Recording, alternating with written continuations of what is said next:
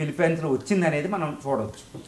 ఎంజీరావు గారు, ఫిలిప్పైన్స్కు చెందిన Scarborough ద్వీపంపై China దాడి చేసింది.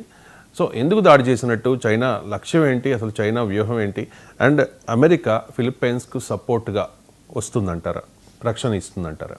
ఈ ఫిలిప్పైన్స్ అనేది దక్షిణ చైనా సముద్రంలో ఉంటుంది. దక్షిణ చైనా సముద్రం దక్షిణ చైనా సముద్రానికి పసిఫిక్ మహాసముద్రానికి ఉంటుందన్నమాట. ఇక్కడ చైనా దక్షిణ చైనా సముద్రం సుమారు ఏంటంటే ఇండియా అంత సైజులో 3 మిలియన్ స్క్వేర్ కిలోమీటర్లు ఉంటుందండి ఈ దక్షిణ చైనా సముద్రం అనేది. ఇది పసిఫిక్ మహాసముద్రంలో పార్ట్. దీనిలో బౌండరీస్, టెరిటోరియల్ వాటర్స్ ఎవరు ఉంటాయంటే United Nations convention on law of seas, అంతర్జాతీయ చట్టం ప్రకారం, మెరైన్ చట్టాల ప్రకారం అక్కడ ఉన్న దేశాలు, సరిహద్దు దేశాలైన చైనా పార్ట్, అక్కడ పైన ఉన్న తైవాను, ఇటు Philippines, Malaysia, Indonesia, Singapore, Brunei, ఈ దేశాలు దాని యొక్క టెరిటోరియల్ వాటర్ని, తీర ప్రాంతాన్ని తీసుకుంటాయి అన్నమాట. కానీ చైనా ఏమంటుందంటే, కమ్యూనిస్టు చైనా డ్రాగన్ అనేది ఈ అంతర్జాతీయ చట్టం మాకొద్దు, ఈ దక్షిణ చైనా సముద్రం అంతా నాదే అని డాటెడ్ లైన్ గీస్తుంది. మీకు ఈ మ్యాప్లో ఎర్ర లైన్ చూడొచ్చు అనమాట. ఇదంతా నాదే అని ఇటు మలేషియాను, ఇండోనేషియా, బ్రునై, ఫిలిప్పైన్స్, అదేవిధంగా వియత్నాం, అన్ని దేశాల సరిహద్దుని నాదంటదనమాట. ఇప్పుడు ఫిలిప్పైన్స్ దగ్గర స్కార్బరో రిఫ్ అనేది అన్ని ఒకటి ఆర్టిఫిషియల్ ఐలాండ్ డెవలప్ చేసిందండి. దీంతోపాటు స్ప్రాట్లీ ఐలాండ్ అని ఒకటి ఉంటుంది, పార్సిల్ ఐలాండ్ అని ఉంటుంది. ఇప్పుడు స్కార్బరో అనే ఒక రీఫ్ను ఆర్టిఫిషియల్గా డెవలప్ చేసి అక్కడ ఒక ఎయిర్ స్ట్రిప్ డెవలప్ చేసి యుద్ధ విమానాలు మోహరించింది. ఇప్పుడు దాన్ని కాంక్రీట్ వేసి దాన్ని కంప్లీట్గా ఆధీనంలో తీసుకోవడానికి ట్రై చేస్తుంది. ఇది ఎక్కడ ఉంటుంది? ఈ వెస్టర్న్ ఫిలిప్పైన్స్లో ఉంటుంది అనమాట. పశ్చిమ ఫిలిప్పైన్స్ మహాసముద్రంలో ఉంటుంది. దీన్ని మొత్తం టేక్ ఓవర్ చేసుకోవడానికి ట్రై చేస్తుంది. దీంతోపాటు మిస్చీఫ్ రీఫ్ అనేది ఒకటి కూడా ఆర్టిఫిషియల్ ఐలాండ్ ఒకటి డెవలప్ చేసింది, కృత్రిమంగానే దీవి కట్టేసింది. అది చైనా చూడండి ఎంతగా తెగిస్తుందో. ఇప్పుడు ఫిలిప్పైన్స్లో ఈ జెడ్ మూవ్మెంట్ జరిగేటప్పుడు, ప్రజాప్రభుత్వం అస్థిరత్వంలో ఉన్నప్పుడు చైనా దాన్ని అవకాశంగా తీసుకుని ఈ స్పారో రీఫ్, మిస్చీఫ్ రీఫ్ని స్వాధీనం చేసుకోవడానికి ట్రై చేస్తుంది. గత ఒక నెల నుండి ఫిలిప్పైన్స్ నేవీ, చైనీస్ నేవీలు, పిఎల్ఏ అది పీపుల్స్ లిబరేషన్ నేవీ, ఈ పిఎల్ఎన్ కూడా అక్కడ పోరాటం చేస్తున్నాయి. అక్కడ ఒక నేవీ ఒకటి గుద్దుకోవడం, ఒక యుద్ధ విమానం ఒకటి ఢీ కొనడం, ఇవన్నీ జరుగుతూ ఉన్నాయి అన్నమాట. డైరెక్ట్ వార్ అవ్వలేదు. కానీ ఇప్పుడు ఫిలిప్పైన్స్లో జరిగే ఈ పొలిటికల్ ఈ ఇన్స్టెబిలిటీని ఆసరా తీసుకుని అక్కడ అధ్యక్షుడు దీని మీద దృష్టి కేంద్రీకరించలేడు. కాబట్టి చైనా తన నేవీని పంపి, ఆర్మీని పంపి, అదేవిధంగా ఎయిర్ ఫోర్స్ని పంపి, తన ఎయిర్ క్రాఫ్ట్ క్యారియర్ కొత్తగా ఒకటి ఇండక్ట్ అయిందనమాట తన నేవీలోకి. దాని ద్వారా అక్కడ ఈ స్పారోబర్గ్ని కాంక్రీట్ మయం చేసి పూర్తిగా తన స్వాధీనం చేసుకోవడానికి ట్రై చేస్తుంది. ఇక్కడ ఎయిర్ స్ట్రిప్ బిల్డప్ అయింది. ఇది చాలా ప్రమాదం. అంటే ఏంటి? ఈ స్పారో, ఈ మిస్చీఫ్ రీఫ్లు, ఈ 2 రీఫ్లు చైనా ఆధీనంలోకి వెళ్ళగలిగితే ఇంకా దక్షిణ చైనా సముద్రంలో చైనాకి తిరుగుండదు. ఇది అత్యంత ప్రమాదం అనమాట. అందుకనే ఫిలిప్పైన్స్ తన శక్తిని అంతటిని కూడా తీసుకుని తన ఫిలిప్పైన్స్ నేవీ, అంటే ఫిలిప్పైన్స్ ఆర్మీ చాలా భయంకరమైన ఆర్మీ అండి. ఫిలిప్పైన్స్ అంత తక్కువ ఏమి కాదు. అది చాలా యుద్ధాలకు వెళ్ళిందంటే ఎవరినైనా ఓడించి తీరద్దు అనమాట. దాని యుద్ధ హిస్టరీ అలా ఉంటుంది.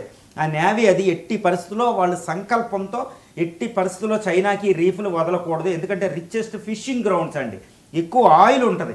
ప్రపంచంలోనే $5 ట్రిలియన్, అంటే ఇండియా కంటే ఎక్కువ ట్రేడ్, ఇండియా ఆర్థిక వ్యవస్థ కంటే ఎక్కువ ట్రేడ్ ఆ సముద్రం ద్వారా నడుస్తూ ఉంటుంది. అందువల్ల ఇదంతా చైనాకు వదిలేస్తే అది ఇండియాకి ప్రమాదం, అమెరికాకి ప్రమాదం, ప్రపంచంలో అన్ని దేశాలకి ప్రమాదమేనండి. ఇప్పుడు చైనా అక్కడ కేంద్రీకరిస్తే మన ట్రేడ్లో కూడా 30% ట్రేడ్ అటే వెళ్తుంది, దక్షిణ కొరియాకి, జపాన్కి. అది కూడా మనకి ప్రమాదమే. కాబట్టి అన్ని దేశాలకి ప్రమాదమే. కానీ మరి యునైటెడ్ స్టేట్స్ ఆఫ్ అమెరికా ఏం చేస్తుంది? ఎందుకంటే అటు జపాను, ఇటు ఫిలిప్పైన్స్, ఈ 2 దేశాలు, అదేవిధంగా తైవాన్, ఈ 3 United states of America security umbrella అంటారు. రక్షణ ఛత్రం కింద ఉంటాయన్నమాట. అక్కడ న్యూక్లియర్ బాంబులు, ఈ ఫిలిప్పైన్స్, అదేవిధంగా జపాన్లో అమెరికా స్థావరాలు ఉంటాయి. తర్వాత గామ్ అనే ఒక పెద్ద అమెరికా ప్రపంచంలోని అతి భయంకరమైన ఒక సైనిక స్థావరం అమెరికాది కూడా ఈ ఫిలిప్పైన్స్కి, జపాన్కి దగ్గరలో ఉంటుంది పసిఫిక్ మహాసముద్రంలో. ఇప్పుడు చైనా వెళ్ళి ఈ స్కార్బరో, తర్వాత మిస్చీఫ్ రీఫ్ని స్వాధీనం చేసుకుంటుంటే అమెరికా చూస్తూ ఊరుకుంటుంది. అంటే అమెరికా డైరెక్ట్గా ఇన్వాల్వ్ అవ్వదు, కానీ ఫిలిప్పైన్స్ ఆర్మీకి, ఫిలిప్పైన్స్ నేవీకి తన శక్తిని కూడదీసే విధంగా సహాయం చేసి అది అడ్డుకోవడానికి ట్రై చేస్తుంది. కానీ ట్రంప్ వ్యవహారం ఎలా ఉందంటే చైనాతోనూ అన్ని దేశాలతో యుద్ధం ఆడకూడదు, పరోక్షంగా యుద్ధం ఉండకూడదు, ఎంతసేపు ట్రేడ్ వ్యాపారం మీద ఉన్నాడు. ఇప్పుడు ట్రంప్ ఏంటంటే ఆయన దృష్టి అంతా వేరే చోట ఉంది. దీన్ని కూడా చైనా ఒక అవసరంగా తీసుకుంటుంది అనమాట, ఒక అడ్వాంటేజ్గా తీసుకుంటుంది. అందువల్ల ట్రంప్ దీనిపై దృష్టి పెట్టకపోవడం, ఫిలిప్పైన్స్లో అస్థిర పరిస్థితులు, దేశ అధ్యక్షుడు దీనిపై దృష్టి కేంద్రీకరించకపోవడం, ఆర్మీ ఆకమో అక్కడ ప్రొటెస్ట్లో చిక్కుపోవడం ఉన్నాయి. ఆసరాగా తీసుకుని కమ్యూనిస్టు చైనా వస్తాయి. ఎప్పుడు కమ్యూనిస్టు చైనా చాలా డేంజర్ అండి. చూడండి, ఇప్పుడు ఇండియా ఈ కరోనాలో ఇండియా ఇరుక్కున్నప్పుడు అక్కడ చైనా బార్డర్ ప్రాబ్లం తీసుకొచ్చింది, గుర్తుపెట్టుకోవాలి. 1962లో కూడా అక్కడ చాలా ప్రమాదం, ఇండియా కరువుల్లో ఇరుక్కున్నప్పుడు అది మన మీద దాడి చేసింది. అందువల్ల కమ్యూనిస్టు చైనాని ఎప్పుడూ నమ్మకూడదు అనేది ఇది ఒక పెద్ద గుణపాఠం. ఇండియన్ ఓషన్లో కూడా ఇండియా చాలా జాగ్రత్తగా ఉండాలని చెప్పేది, చైనాని ఎప్పుడూ నమ్మడానికి లేదు.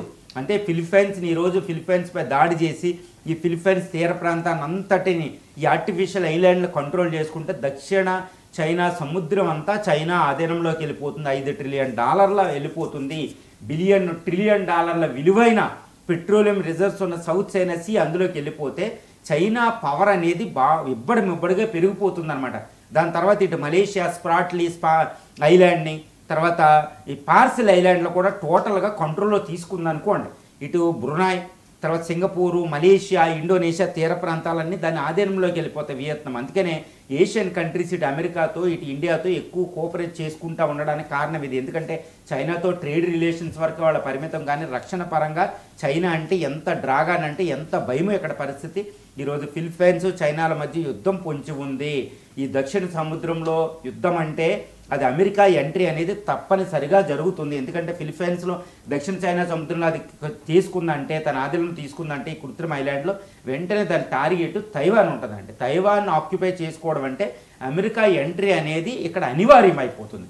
అమెరికా అక్కడ ఎంట్రీ అవుతే చైనా అమెరికాల మధ్య డైరెక్ట్ వార్ రాగలిగే ఒకే ఒక ప్రాంతం దక్షిణ చైనా సముద్రం.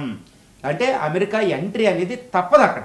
అందుకని చైనా కూడా గామ్ని అటాక్ చేయడానికి ఎన్నో మీడియం రేంజ్ మిసైల్స్, వేలాది మిసైల్స్ రెడీ పెట్టుకుంది. ఎందుకంటే గామ్ అనేది అక్కడ అమెరికా సైనిక స్థావరం ద్వారానే చైనా అడ్డుకోగలిగింది.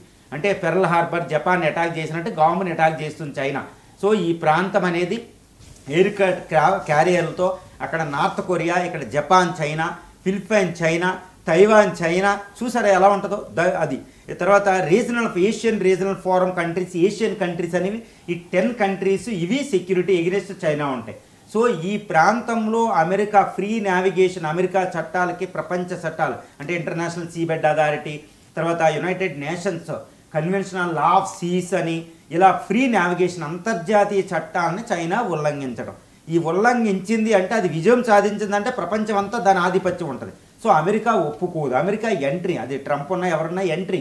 కాబట్టి చైనా అమెరికాల మధ్య డైరెక్ట్ వార్ అనేది దక్షిణ సముద్రంలో ఫిలిప్పైన్స్ ఫ్లాష్ పాయింట్గా వచ్చే అవకాశాలు పుష్కలంగా కనిపిస్తున్నాయి. మరో వారికి అక్కడ ఇంకొక పునాది ఏర్పడే అవకాశాలు ఉన్నాయని ఈ 2 రోజుల్లో మనకి చైనా ఏం చేస్తుంది అనేది మనం చూడాలి. ఎంజీరావు గారు, పాలస్తీనా అస్తిత్వాన్నే